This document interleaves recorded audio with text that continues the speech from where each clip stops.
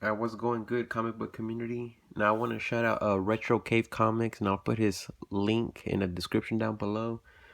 Who partially inspired me to do this video. Now, obviously, this is not going to be as well produced as his, but he made a video 3 weeks ago about his top 10 1 pound finds for the year, and I kind of want to show off my personal favorite top 10 $1 finds of 2020. Now I know this has been kind of a shitty year for everybody, but even your hobbies can keep you afloat, you know? So in a way, I kind of just want to get into this because I'm really proud of what I found this year, and hopefully you guys will enjoy it too. Now for my number top 10 is a book that I actually showed off in my last video, and it's partially responsible for creating the whole Spider-Verse craze, and that is The Amazing Spider-Man number 30, the first appearance of Morlun, who is essentially the character that did kick off the entire Spider-Verse, but I noticed that most of the mainstream stuff is kind of getting away from him and doing like its own thing, which in a way I can appreciate. But doing a little bit of research online, I've noticed that for somewhat of a now major Spider-Man villain, this book only averages about $20 online. And honestly, even for me, just being able to find this book for $1 is still kind of a deal, considering that it's now getting harder and harder to find out in the wild. So that was number 10, and now moving on to number 9. Superman number 4, the first appearance of Bloodsport.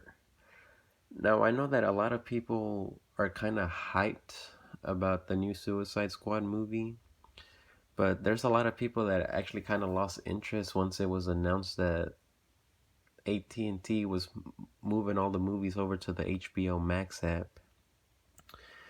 But considering that this is a first appearance of a Superman villain that's going to be featured in the movie, this book has seen kind of a bit of a drop, which is kind of disappointing, but at the same time, it does still average around $25 online. And finding it for $1, who's going to complain about that? And now on to number 8. Green Lantern number 20, the quote unquote first appearance of Jessica Cruz. And ever since AT&T did announce the Green Lantern show, most of the Green Arrow first appearance, or the Green Lantern first appearances, have actually been going up in price. And as of right now, this book averages about $30, but most people seem to be going after the combo pack and the newsstand. But considering that this is kind of a controversial first appearance, aka a cameo that doesn't really count, it still kind of ranks up there as one of the more moderate keys, Green Lantern wise. And since it does still average $30, it's still a good pickup for $1. And now on to number 7. Knights of the Old Republic number 48. Now, I'm kind of glad of when I picked this up because The Mandalorian was just heading into its second season, and I went into a comic book shop like right after everything started to slowly open back up. And one thing that's disappointing is that this store that I prominently like to go shop at, well, they kind of had like the bright idea that if they can't be open brick and mortar, then they might as well move all their inventory online and start selling on eBay and the secondary websites. And at that time, like all the Star Wars keys had started to like go up in price, and I was actually proud of myself for actually able to find this book for $1. And it's like one of the uh ending issues before the title officially ended, which is actually making it harder and harder to find. But Right now, this book averages about $30 online, and considering that it's a harder to find issue on Star Wars Dark Horse, it's actually a pretty good find in my book. And considering that everything Mandalorian related is gone up in price, like I'm actually very proud to find this one. Now for the next one, Spider-Man from the Marvel Knight series number 10, the first appearance of Matt Gargan as the Venom. And right now this book is averaging around $40 online, which I can kind of understand because it is a first appearance of a new quote unquote villain, which is just an amalgamation of two previous ones. And most Spider-Man key issues are picking up in price, like really significant. And like I've been kind of on a Spider-Man kick as of late, as y'all can see. Like I finally got in my issue of number 572, the second printing, and these two books kind of go hand in hand. And for $1, who's gonna complain about that? Now next up, Teenage Mutant Ninja Turtles from the Image series number 23, a really tough to find book. And this one seems to be averaging around $50 on eBay, which is kind of unusual considering how there's actually one posted online for $179. But there was this lucky guy that managed to find number 22 and 23 for $40 for both. Which this one is kind of tricky, but in a way I'm kind of glad that I found it because it kind of sets me on that path of gaining the more low key TMNT key issues, as this is the second appearance of the Lady Shredder.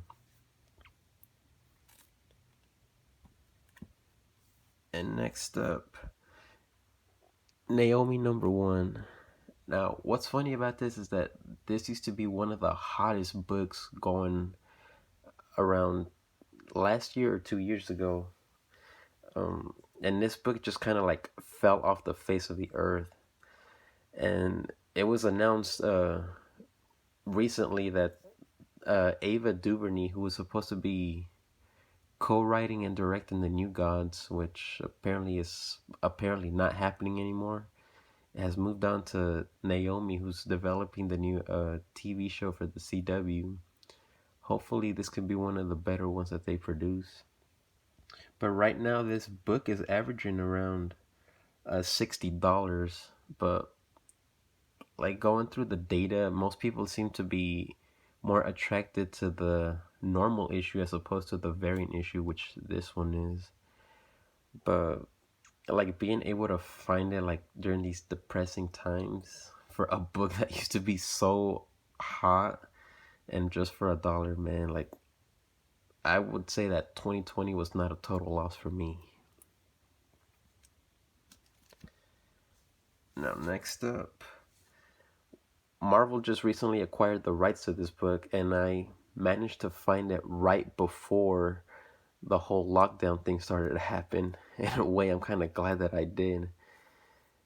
It's Predator number 1, the first printing. Now, what's funny is that like this book has, for the longest time, had just been written off, considering how most of the Predator movies, like as of late, have not been that good at all. But the Arnold Schwarzenegger classic and the one with what's his name, the the sidekick in the Lethal Weapon series, Danny Glover. Man, like those two are like one of my favorite sci-fi movies of all time. And just like for the longest time, I didn't even know that this was actually the first appearance of the Predator in comics.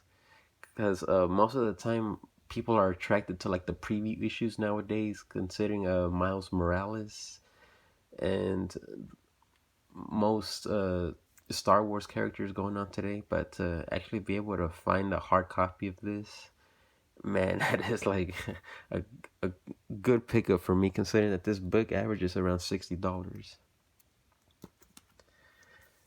Now, for this next one, this kind of just like blew up overnight. And I like what's funny about this is that I actually went to a church sale that was having like their version of a yard sale, which they were trying to raise funds to remodel the church. And they were also having like a little charity drive where they were handing out books, but the books weren't necessarily for sale, but they were taking donations. And it kind of went to a good cause, although I was like dead broke at that time and I only had like pocket change, but I did manage to donate $1. And that is Teenage Mutant Ninja Turtles Adventures number 1, the original miniseries. And like this book has literally just like shattered the glass ceilings when it comes to like animated series things related, because right now this book is averaging around $130, and it's not even the newsstand, which could actually go for almost double. Now the thing about this is that when I donated my money towards this book, they actually just gave me the rest of the series for free, issues number 2 and 3, which also contains the first appearances of Krang, Rocksteady, and Bebop. So being able to donate and help for a better cause and getting this book for $1, like like being a Teenage Mutant Ninja Turtle fan, like that's a good deal in my book. Now, most people will not believe me when I show off my number one book for the year, but truth is stranger than fiction. I had taken my kid brother out to this video game store, um, and I never even actually expected them to actually sell comics. But and this video is kind of a cheat, considering that most of the books that I picked up were before I officially started making comic book haul videos. But I would consider this like my second favorite $1 find of my entire comic hunting career. And now it's not the best of conditions, but just being able to find it, it like brings a smile to my face like every time. And hopefully you guys can find this as believable as I first did when I saw it.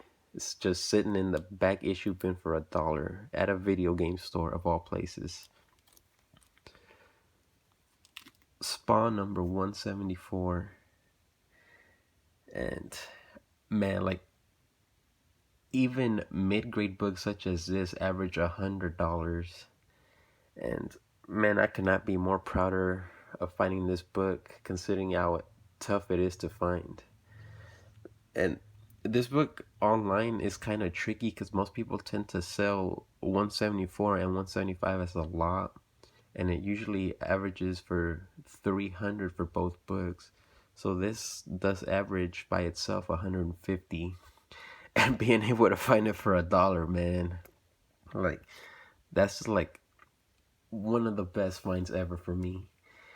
And I'm issuing a challenge to everybody who's watching this video to post your top 10 finds for the year, and like leave the links down in the description so that we can all like keep an eye out for everything going on in the community nowadays. Now, if you guys enjoyed my top 10 finds, then just comment down below, like and subscribe, and just keep it up, community, and have a good one.